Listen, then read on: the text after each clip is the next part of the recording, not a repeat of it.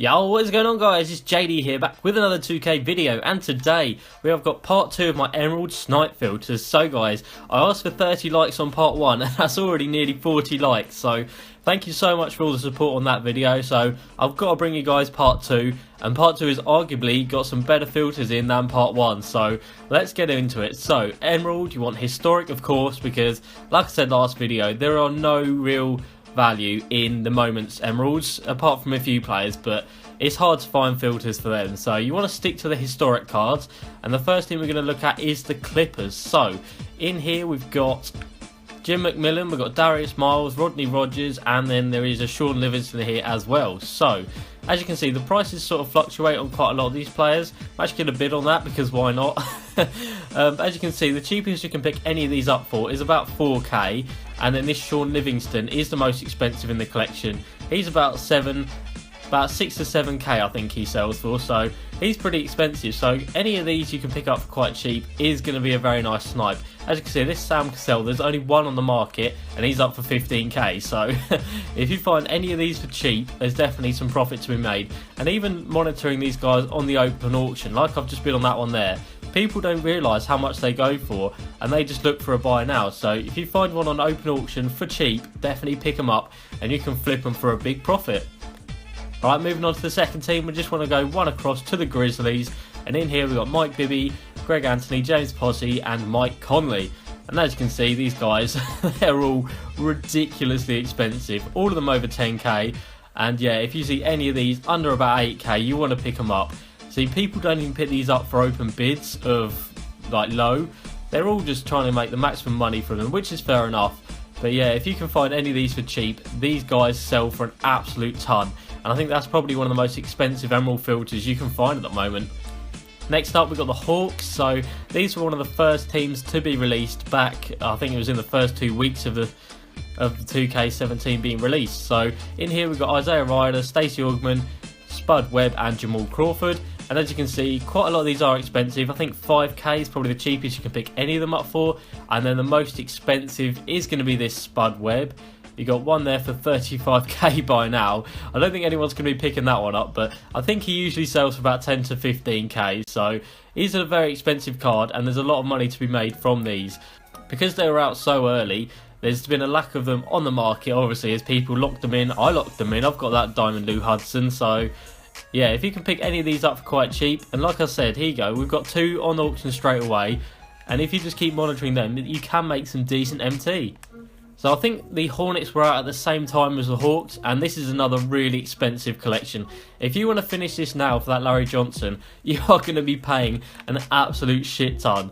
All of these cards are about 8 to 10k, like they are so expensive. This Kurt guy, I don't see for under about 30k. I don't know why people price lock him that high. I don't suppose any of them actually sell for that much, but yeah, if you see him for anything under about 10k or even 20k at this rate, you want to pick that up. I think Rex Chapman is also the second most expensive here.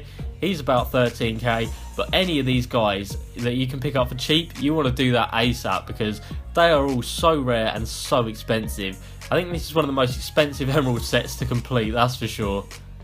Actually saying that guys, we move over to the Kings, and as you can see, there's only 8 of these guys on the market and they are all over.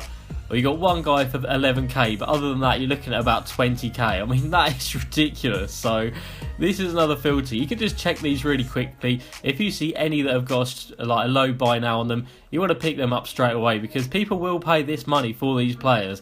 If they're trying to get those diamond reward players, they're going to have to pick these up because these haven't been out in packs yet, which is why there's so few on the market. Next up, we've got the Pacers. Now, these guys I've made quite a lot of money off actually in the recent weeks. And as you can see, there's also not many of these on the market, and they're all sort of around the 7 to 10k mark. So again, similarly to the Kings, a lot of money to be made here. You just got to monitor the prices, keep an eye on what they're going for, and if you see one up for cheap, you need to cop them straight away.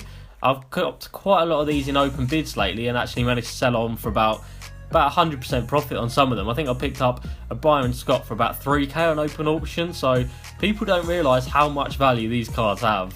So moving one across, we've got the Pelicans. This is another set that have not been released yet, and as you can see, someone is price locking these at all around 30k, which is madness. I think the diamond reward for this is that Chris Paul 95 diamond, which is why these have such high value. But still, guys, don't play yourself. Don't pay this much for an emerald. As soon as the packs come out, they'll be down at about 5k. So if you're thinking about buying them for actually completing the set, just hold out. Like, that's not a smart move. Moving over to the Spurs, this is another one that haven't been released yet, and a lot of people do want to complete for that money in Ginobili. There's not as much value to be had in these guys. You're looking at about 3 to 5k for most of these players, so if you see any for up about 2k, 1 to 2k, you want to pick them up. There is still money to be made. Alright, moving over to the Thunder, similarly to the Spurs, a lot of these guys are around the 3 to 5k mark, but still, that is profit to be made. People put them up on open bids for 500. If you can pick any of them up for 1 to 2k, you're going to be making some decent profit. And then the last one for this filter video is going to be the Wizards, because as you can see, there's hardly any of these on the market. That Swaggy P is the most expensive out of the lot. And yeah, if you can see any of these quite cheap, I would be tempted by this Brandon Hayward, but I sort of know his price is around that 5k mark, so although it looks a bit cheap, he isn't actually a snipe.